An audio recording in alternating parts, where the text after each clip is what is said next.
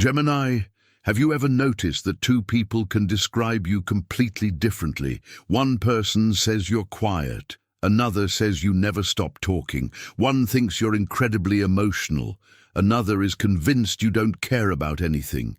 One knows the version of you that tells them everything. Another has spent years trying to figure out what you're thinking. One person describes you as confident, another remembers how uncertain you can become. Someone thinks you're always surrounded by people. Someone else knows how often you disappear into your own world. And the strange part, they might all be telling the truth. So which one is the real Gemini? That's where things get strange. Because you probably heard the stereotype before. Gemini has two personalities, the twins, two faces, two different people living inside the same person. It's one of the oldest and most repeated cliches about your sign. People joke about it. Memes exaggerate it. Someone sees you change your mind and immediately says, classic Gemini. You're social one day and quiet the next. Two personalities. You were excited about something yesterday and no longer care today. Two personalities. You act differently around different people. There it is again. That's Gemini. But what if this entire idea is wrong? What if Gemini doesn't simply have two personalities? What if the truth is much stranger? Because when you really understand the symbolism behind Gemini, you begin to realize something. There may not be two versions of you. There may be dozens, and somehow they can all be real. This doesn't mean Gemini literally has multiple personalities. We're talking about an astrological archetype, not a psychological diagnosis, and that distinction matters. The Gemini stereotype comes from the symbol of the twins, but the twins were never meant to say that every Gemini is secretly two separate people.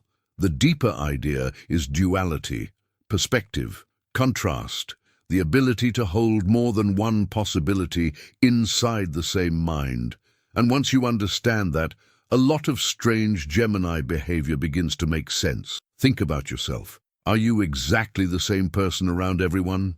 Probably not. There's a version of you around strangers, a version around your closest friends, a version around your family, a version at work, a version when you're attracted to someone, a version when you trust someone completely, a version when you're suspicious, a version when you're comfortable, a version when you're angry, a version when you're hurt, a version when you're bored, a version when you're fascinated, and perhaps most importantly, a version of you that nobody else sees. Most people adjust their behavior depending on context. That's completely normal. But Gemini often seems to experience these shifts more dramatically. Why? Because Gemini doesn't only react to people, Gemini reads them, sometimes without realizing it. You enter a room and begin collecting information. What's the energy here? Who talks the most? Who barely speaks? Who is joking? Who is serious? Who seems uncomfortable? Who wants attention? Who is observing everyone else? What can I say here? What shouldn't I say here? And before you've consciously answered any of those questions, something inside you adjusts. Your voice may change slightly. Your humor changes. Your vocabulary changes. Your energy changes. Even your body language can change. Put Gemini beside someone energetic and playful, and one version appears.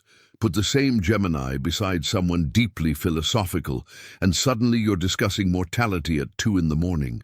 Put Gemini beside someone shy, and you might become the talkative one. Put Gemini beside someone louder than you, and suddenly you become the observer. That's where the stereotype begins.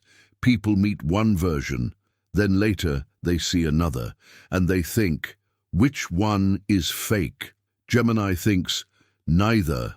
That's what people struggle to understand. They assume authenticity means behaving exactly the same way everywhere. But think about how strange that would actually be. Would you speak to a grieving friend the same way you speak at a party? Would you speak to your boss the same way you speak to someone you've known since childhood? Would you joke with a stranger exactly the way you joke with someone who understands every layer of your humor?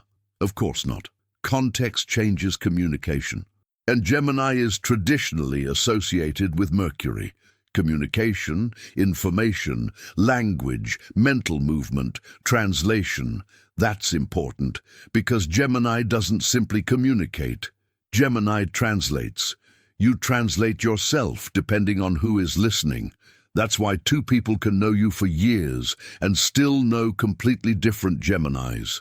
One person activates your playful side, another activates your intellectual side, another makes you defensive, another makes you vulnerable.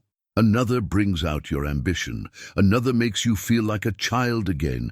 Another somehow makes you completely silent. And that's where the first strange truth appears. Sometimes you don't fully know which version of Gemini someone will bring out until you meet them. Think about that. You may meet someone and immediately become unusually talkative. Why? You don't know. Something about them makes your brain move. Then you meet someone else. They're perfectly nice. Nothing is wrong. But you have almost nothing to say. They probably walk away thinking you're quiet. Then your friend sees you 20 minutes later and can't get you to stop talking. Same day, same Gemini. Different person, different chemistry, different version.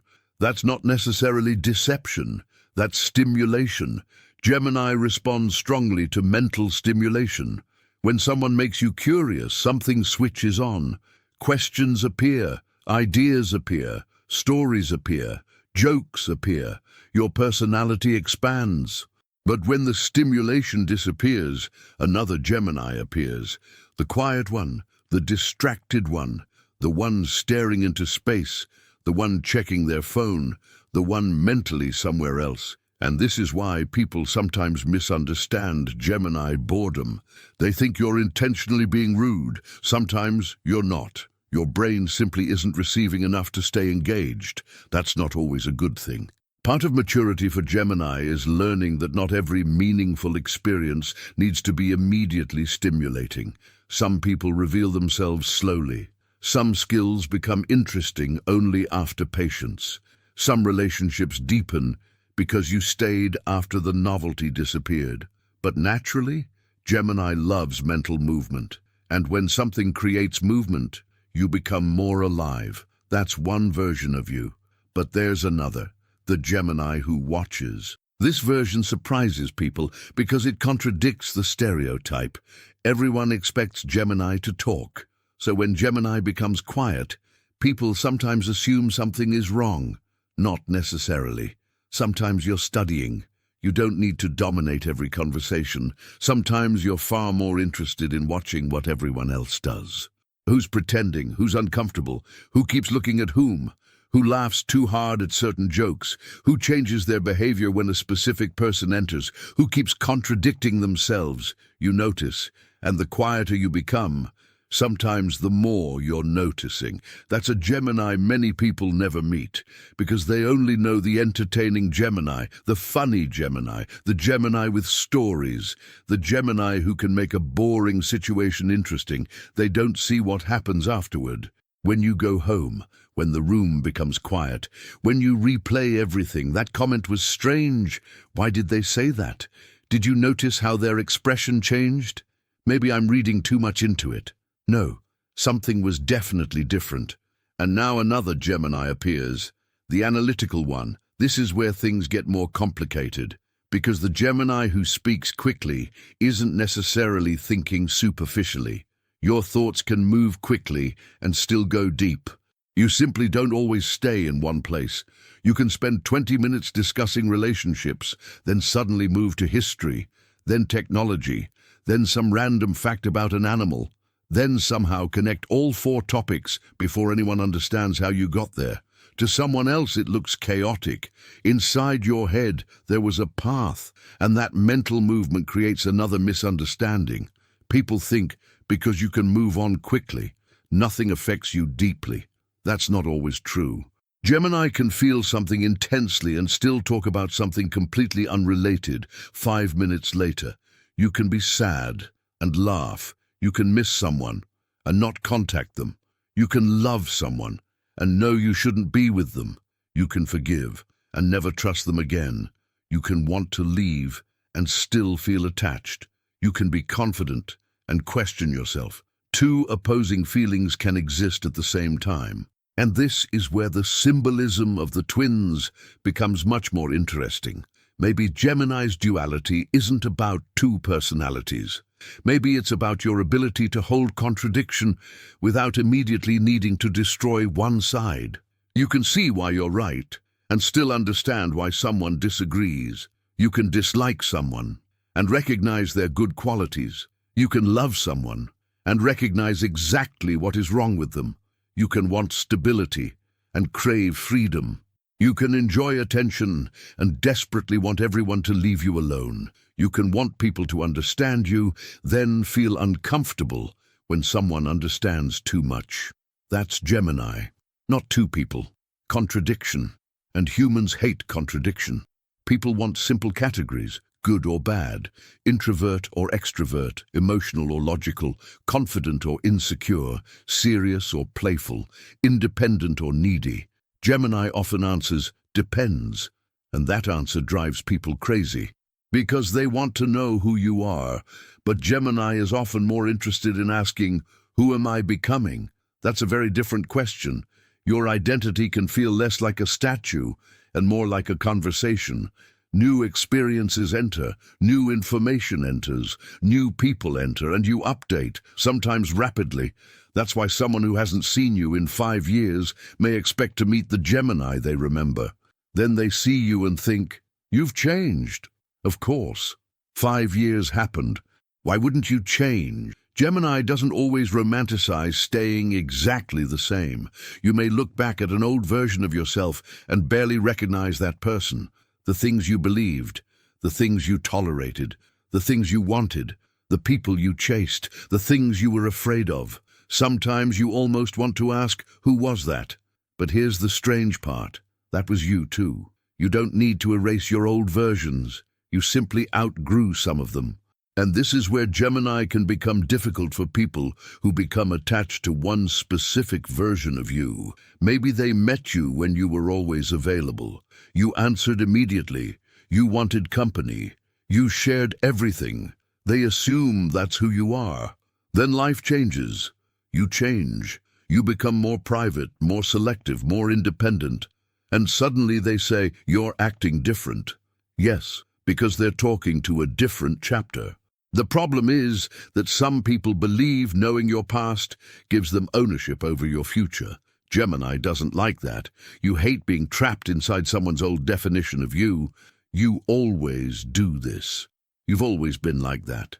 You don't like those things. You would never do that. Be careful saying never to Gemini, because the moment someone tells you exactly who you're supposed to be, part of you becomes curious about who else you could become. This is one reason Gemini can surprise even themselves. You swear you'll never enjoy something, then 6 months later you're obsessed with it. You say you'll never date that kind of person. Then, well, you know how that story goes. You think you know exactly what career you want, then discover something completely different and wonder why nobody told you about it earlier. Your curiosity introduces you to versions of yourself you haven't met yet. That's one of the most beautiful sides of Gemini. You don't always discover yourself through isolation. Sometimes you discover yourself through exploration. A conversation reveals an interest becomes a hobby becomes a skill changes your career, a stranger becomes a friend introduces you to an idea, the idea changes your worldview. One piece of information can begin a chain reaction, then suddenly, there's another Gemini, not fake, new. That's why the phrase, two personalities, feels almost too small. Two? Gemini laughs. There are versions of you that haven't even been created yet. And this brings us to something people rarely talk about, the difference between adaptation and masking. Because yes, Gemini can adapt. But sometimes adaptation becomes excessive.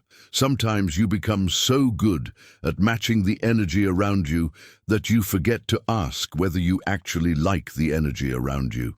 That's dangerous. You can become entertaining because everyone expects you to be entertaining. You can become easygoing because you don't want conflict. You can become intellectual because someone values intelligence. You can become mysterious because vulnerability feels unsafe. You can become detached because caring too much once hurt you. And after enough time, you might wonder, which one of these is actually me? That's where Gemini's duality stops being entertaining and becomes deeply personal. Because if you can become many things, how do you know what is authentic? The answer isn't as simple as choosing one personality and throwing the others away.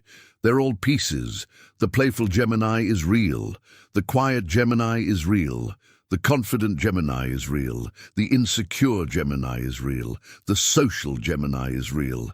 The Gemini who disappears for 3 days because they don't want to speak to anyone is real. The romantic Gemini. The detached Gemini. The ambitious Gemini. The Gemini who wants to abandon everything and start again somewhere nobody knows their name. All real, but none of them alone is the entire story.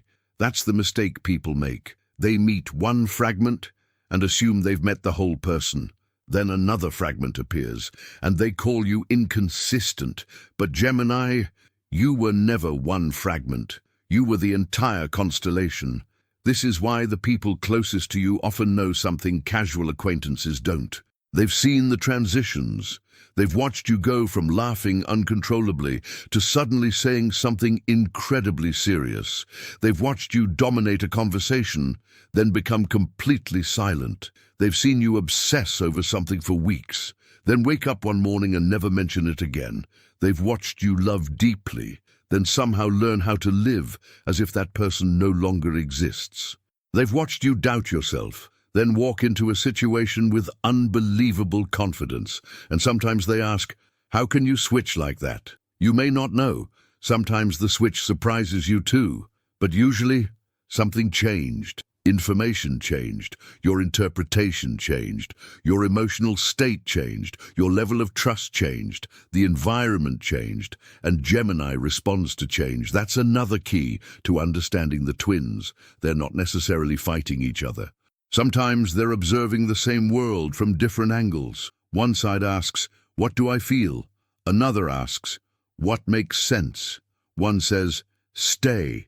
Another says, leave. One says, tell them everything. Another says, don't give them that much access. One says, take the risk. Another says, think about what could go wrong. And you stand somewhere in the middle, listening to both. This can make decisions exhausting. People think Gemini can't decide because you don't know what you want. Sometimes the opposite is true. You can see too many valid possibilities. You understand what happens if you stay. You understand what happens if you leave. You can imagine regretting both. So which future do you choose? That's the burden of seeing multiple sides. And this is why Gemini sometimes changes their mind after finally making a decision. A new possibility appeared.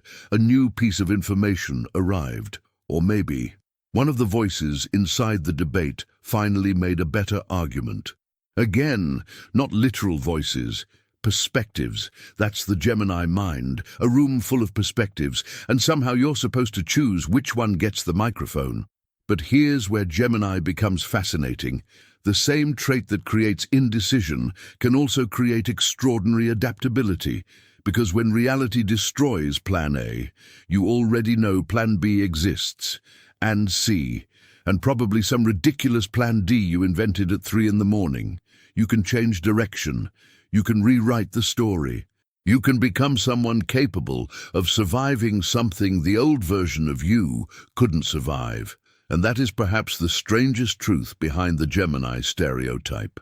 People accuse you of changing as if change is automatically a betrayal of who you are. But sometimes changing is exactly how you remain yourself. You lose something, you adapt. Someone betrays you, you learn. A relationship ends, you rebuild. A plan fails, you create another. A version of you dies, another one appears. And eventually, people look at you and say, you're not the person you used to be. Maybe that's the point, because Gemini was never meant to be understood as two frozen personalities fighting for control. Gemini is movement, information, perspective, curiosity, contradiction, evolution. You don't simply have two sides. You have the ability to look at yourself from another side, and then another, and another. And sometimes the person who has the hardest time keeping up with all those versions is you. Because there's still one question we haven't answered.